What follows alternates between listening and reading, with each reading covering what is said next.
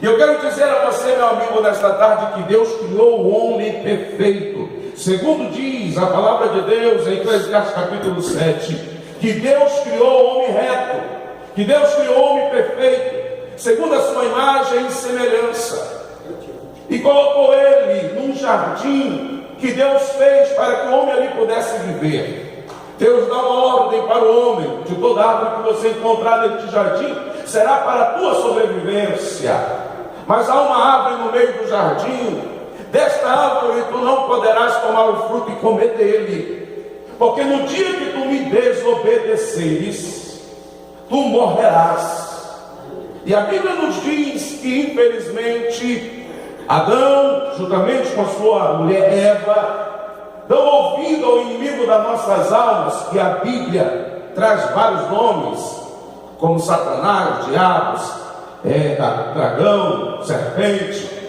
O interessante é que ele conseguiu adentrar no jardim e dialogou com o ser humano, e conseguiu introduzir na mente, no coração do ser humano, que ele poderia quebrar aquele mandamento, que ele poderia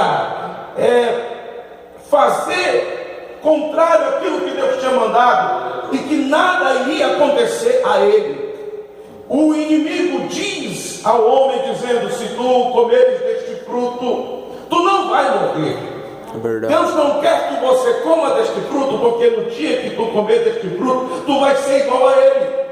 O homem dá atenção àquilo que o inimigo propôs, ele deixa descer ao seu coração, o pecado se forma dentro do coração do homem, o homem então cai, peca, erra o alvo, desobedece a Deus, e por causa disso então ele coloca um muro de separação entre ele e Deus.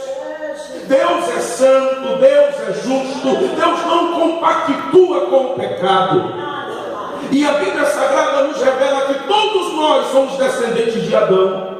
E por ser descendentes de Adão, seja japonês, seja africano, seja americano, seja qual for a nação, brasileiro, mas nós viemos de um homem e de uma mulher que se chama Adão e Eva.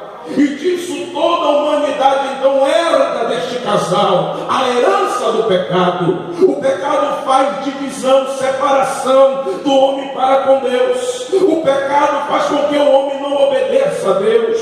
O pecado faz com que o homem não se submeta à vontade de Deus.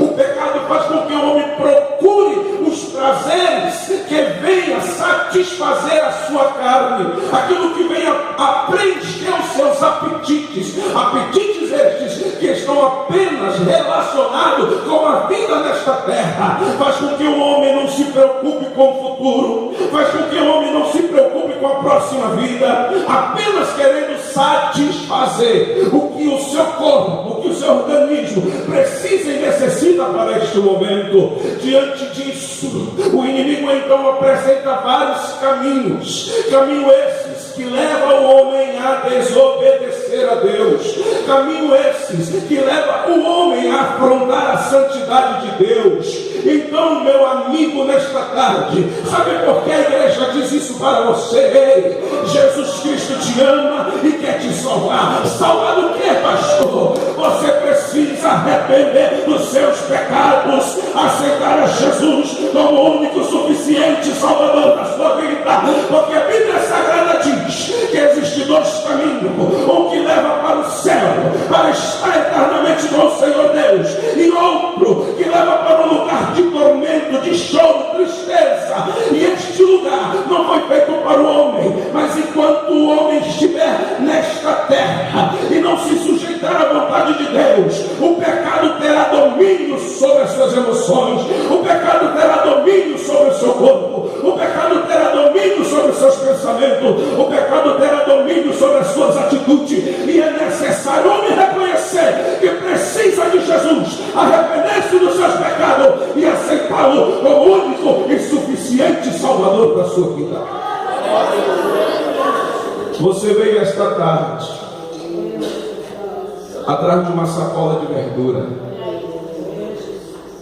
Essa verdura, ela só sacia a sua fome por um pouco de tempo.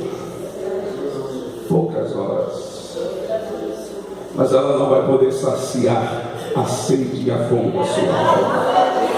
Verdade. No capítulo 6 do Evangelho de João, a Bíblia diz que Jesus multiplicou pão e peixe. Os homens se saciaram com aqueles pães e com aqueles peixes. No outro dia, aonde Jesus multiplicara o pão e o peixe, a multidão voltou lá novamente. Não encontraram Jesus. E aí perguntaram onde Jesus está, aonde Jesus foi, e souberam que Jesus estava do outro lado do mar. Pegaram, entraram nos barcos e foram para o outro lado do mar. Chegaram lá e perguntaram: Senhor, quando foi que tu chegastes aqui? E Jesus falou: vocês vieram por causa dos pães e dos peixes que vocês comeram ontem e saciaram a fome da carne, mas o pão que eu tenho para vos oferecer é um pão que, se vocês comerdes, nunca mais tereis fome. É este Jesus que nós estamos anunciando aqui nesta tarde. Eu quero dizer que algumas pessoas já se levantaram e saíram, porque foi assim que aconteceu com a multidão naquele momento que Jesus falou isso. No capítulo 6 disseram: duras são estas palavras, quem é que pode ouvi-las? Porque aqueles homens foram atrás apenas do pão que perece, mas não quiseram ter um encontro com Jesus Cristo.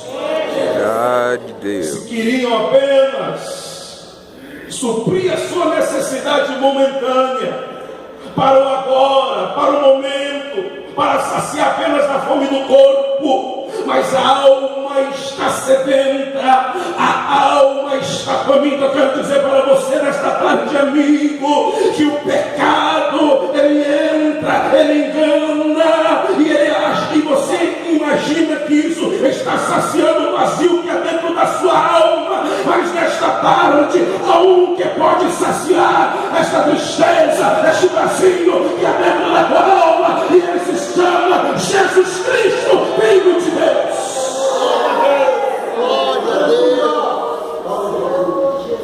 Deus colocou ao homem uma escolha.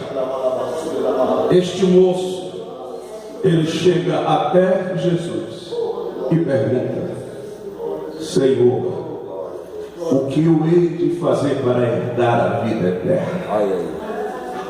E Jesus pergunta, fala para ele: obedeça os mandamentos, cumpra aquilo que Deus mandou.